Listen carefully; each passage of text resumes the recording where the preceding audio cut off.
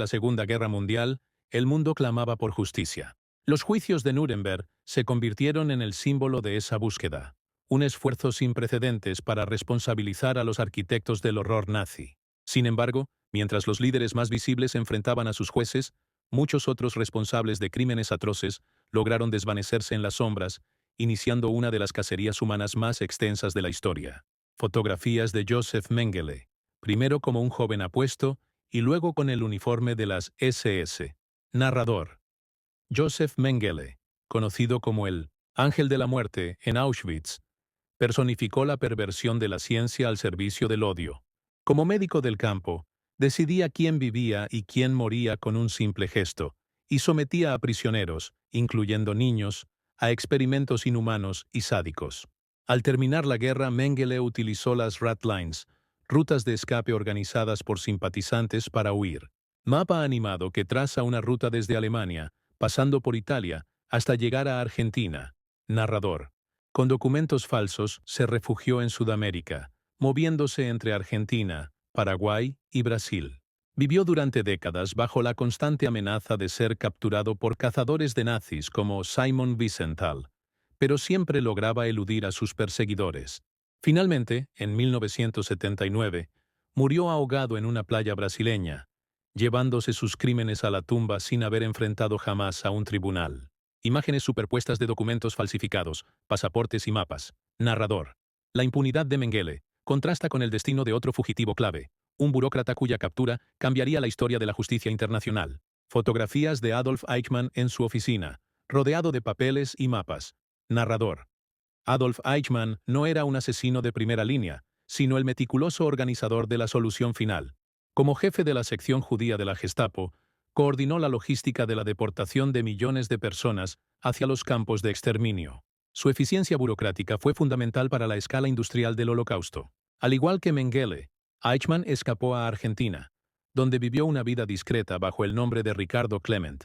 Recreación del secuestro por agentes del Mossad en una calle de Buenos Aires, seguida de imágenes del juicio en Jerusalén. Narrador. Sin embargo, su anonimato terminó en 1960, cuando agentes del Mossad lo localizaron y lo secuestraron en una audaz operación. Fue llevado a Israel para ser juzgado en un proceso que fue televisado al mundo entero, dando voz por primera vez a los supervivientes. A diferencia de Mengele, Eichmann fue condenado y ejecutado en 1962, demostrando que, a veces, la justicia podía alcanzar a los culpables, sin importar el tiempo transcurrido. Primer plano de los rostros de Mengele y Eichmann. Narrador. Las historias de Mengele y Eichmann revelan las complejidades de la justicia de posguerra y la lucha incansable por la memoria. La historia continúa. En nuestro siguiente capítulo, exploraremos a otros dos altos mandos del régimen que también se esfumaron, cada uno con su propia historia de huida y consecuencias. Imágenes de archivo de la Alemania de posguerra, ruinas y la confusión, música sombría y evocadora de fondo. Narrador. En el caos que siguió al colapso del Tercer Reich, mientras el mundo intentaba comprender la magnitud del horror, muchos de los responsables se desvanecieron. En nuestro episodio anterior, exploramos cómo algunos líderes nazis intentaron escapar de la justicia. Hoy continuamos tras la pista de los fugitivos más notorios de la historia. Texto en pantalla. Los fugitivos de la historia. ¿Dónde fueron a parar? Narrador. Uno de los hombres más poderosos del régimen, la verdadera sombra de Hitler, fue Martin Bormann. Como secretario personal del Führer, controlaba el acceso a él y acumuló un poder inmenso, manejando los hilos del partido desde las sombras.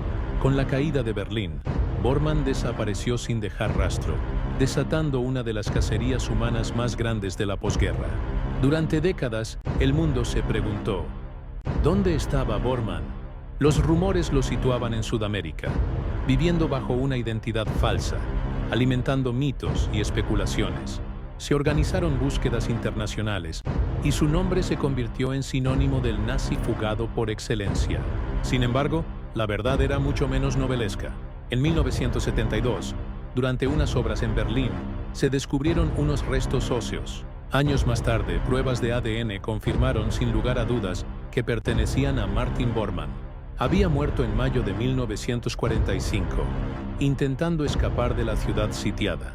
El gran enigma de su fuga se resolvió, no en una selva lejana, sino sino a pocos metros del búnker donde todo terminó. Dawn, narrador. Pero no todos los destinos fueron sellados entre los escombros de Berlín. Mientras el misterio de Bormann se resolvía póstumamente, otros criminales de guerra encontraron caminos mucho más largos para evadir la justicia, utilizando redes de escape y documentos falsos para construir una nueva vida sobre los cimientos de sus crímenes. Este fue el caso de Alois Brunner, uno de los arquitectos clave de la solución final y ayudante de Adolf Eichmann, responsable directo de la deportación de más de 128.000 judíos a los campos de exterminio. Brunner logró huir tras la guerra. Su rastro lo llevó a Siria, donde, bajo el alias de Georg Fischer, encontró refugio y protección por parte del régimen de Hafez al-Assad. A pesar de ser uno de los criminales nazis más buscados del mundo, Brunner vivió décadas en Damasco.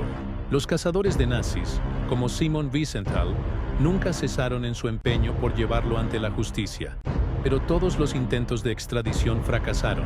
Se cree que murió de viejo en Siria alrededor de 2010, sin haber pagado jamás por sus actos. La historia de Brunner es un doloroso recordatorio de cómo la impunidad pudo prevalecer, dejando una herida abierta para las víctimas y sus familias. Narrador. El destino de Bormann y Brunner ilustra los diferentes caminos que tomaron los verdugos del nazismo, uno encontrado entre las ruinas de su propio régimen y otro protegido hasta el final de sus días. La historia de la posguerra está llena de relatos no contados. En nuestro siguiente capítulo, descubriremos a otros dos que intentaron escapar de su pasado y las complejas misiones para encontrarlos. En los escombros de la Europa de posguerra, mientras el mundo intentaba sanar, nació una promesa solemne. Los responsables de los crímenes más atroces de la historia no encontrarían refugio. La cacería había comenzado, pero para algunos, el fin de la guerra solo fue el inicio de una larga huida. A través de décadas y continentes, la sombra de la justicia se extendió, incansable, decidida a cerrar los últimos capítulos de esta persecución global. Para los arquitectos del terror, el pasado nunca dejaría de llamar a su puerta. Conocido como el Carnicero de Lyon, Klaus Barbie fue uno de los símbolos más crueles de la ocupación nazi en Francia. Como jefe de la Gestapo en Lyon, su nombre se asoció a la tortura sistemática y la deportación de miles de personas, incluyendo a los niños de Isieux. Tras la guerra, con la ayuda de redes de inteligencia occidentales preocupadas por el comunismo, Barbie desapareció, reinventándose como Klaus Altmann en Bolivia. Durante décadas vivió impunemente, colaborando incluso con regímenes dictatoriales sudamericanos. Sin embargo, su pasado no fue olvidado. El incansable trabajo de los cazadores de nazis, Serge y Beate Klarsfeld, lo expuso al mundo en la década de 1970. Tras una larga batalla diplomática y política, fue finalmente extraditado a Francia en 1983. Su juicio se convirtió en un evento histórico, no solo para juzgar sus crímenes contra la humanidad, sino para dar voz a sus víctimas. Su condena a cadena perpetua simbolizó la victoria de la perseverancia y la afirmación de que la justicia, aunque tardía, puede prevalecer.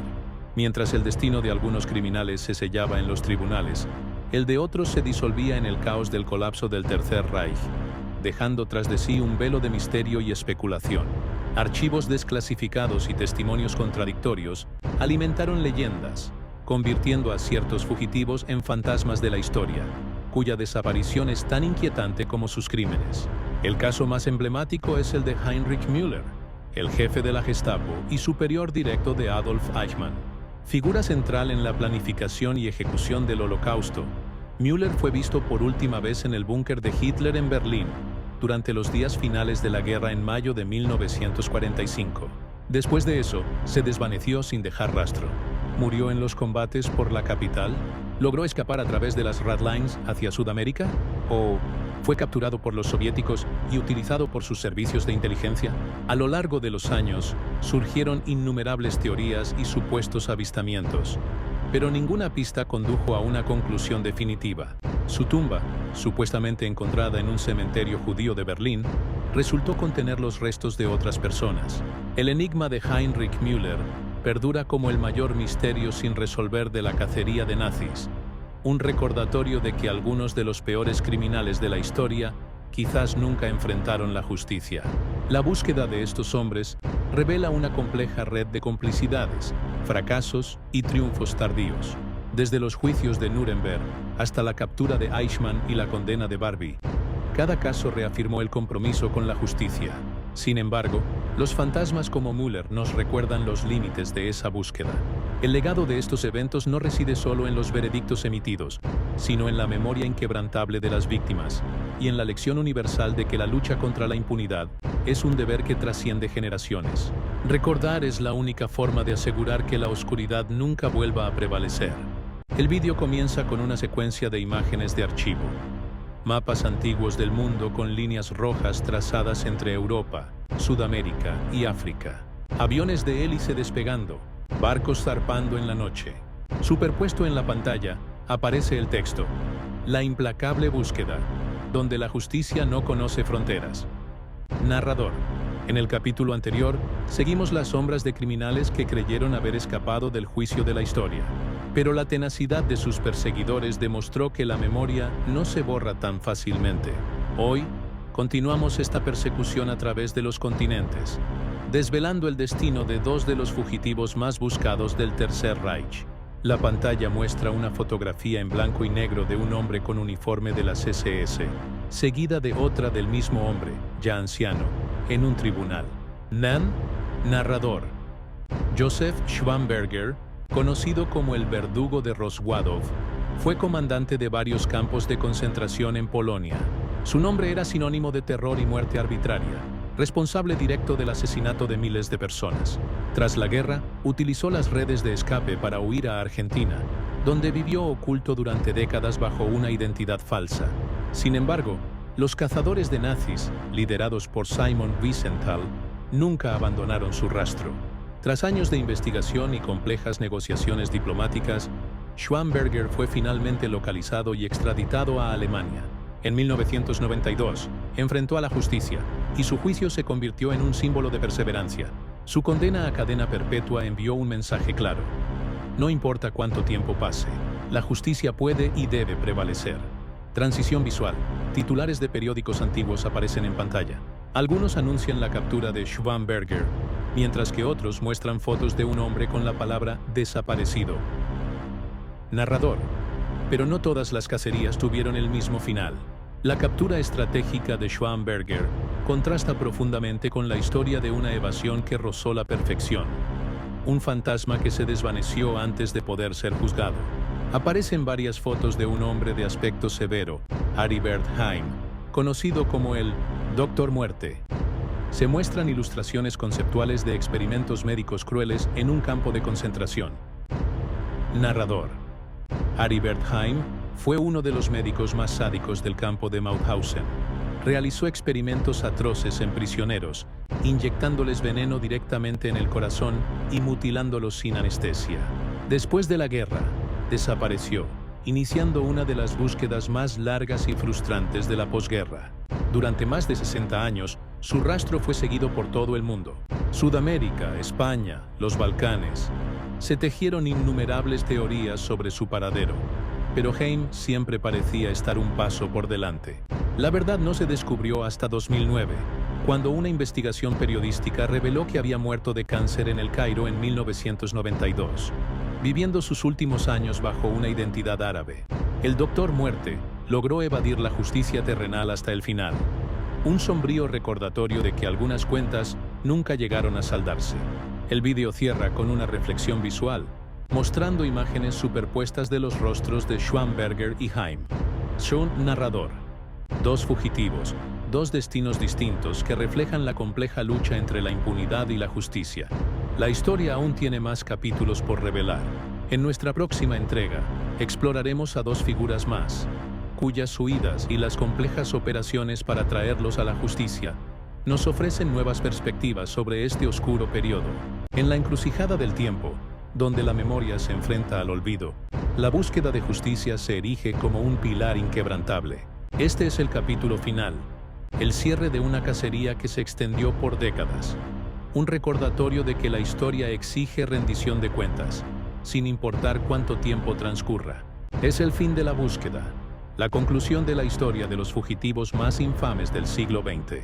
Franz Stangl, un nombre que resuena con el horror de los campos de exterminio. Su trayectoria desde oficial de policía austriaco hasta comandante de Sobibor y Treblinka lo convirtió en uno de los arquitectos de la muerte.